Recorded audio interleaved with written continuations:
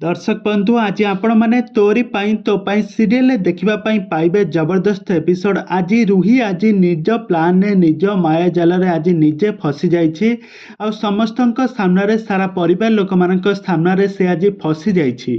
तेरे दर्शक बंधु एबे कहानी रे एबे कौन आसब नुआ ट्विस्ट आग को ए संपर्क में कौन रही अधिक अपडेट रूही एमती केमिति फसिला निज माया जाल आ समस्त सामने रूहीर असल मुख आज खोलीगला।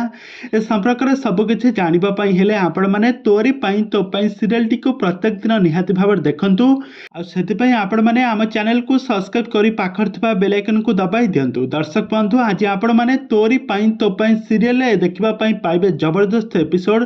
दर्शक बंधु एबे सीरियल घटी जाइए 6 मास आग को बीती जाइए सीरियल कहानी। यही सीरियल कहानी रे राम एबे थाना मुकुली सारी चिकी तो मृत्यु सरी एबे तांका परिवार रे पूरा सुनसान रही। राम जाऊे ऑफिस बाहर के जाऊे आउ कहे तांका माँ सुगंधा को कहे माँ मु ऑफिस जाऊँगी। तापर तांका माँ सुगंधा राम को कहे अरे बाबा तू ब्रेकफास्ट तो करके जा, किंतु राम कहे ना मु खाइबी नहीं। यह कहीकि जाऊे समय रूही कहे मु तुमको मो निज हाथ में खुआई देवी, खुआई देले मु तुमर अति निजर हेबी, तो यही कारण पाई मु चिकी मारी देइथिली।